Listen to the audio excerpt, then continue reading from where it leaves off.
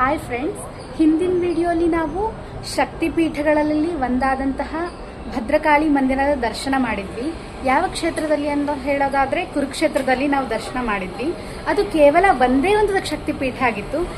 ಇನ್ನು ಮುಂದೆ ನಾವು ಈ ಸಣ್ಣ ಶಾರ್ಟ್ ವಿಡಿಯೋಲಿ ಇನ್ನುಳಿದಂತಹ 50 ಶಕ್ತಿಪೀಠಗಳ ದರ್ಶನ ಮಾಡಿಸು ಅಂತ ಹೇಳಿ ಇಚ್ಛೆಯಿಂದ ಈ ವಿಡಿಯೋನ ಮಾಡ್ತಾ ಇದ್ದೀವಿ. ಬನ್ನಿ ಇನ್ನು ಮುಂದೆ ಉಳಿದಂತಹ 50 ಶಕ್ತಿಪೀಠಗಳ ದರ್ಶನನ ಮಾಡೋಣ.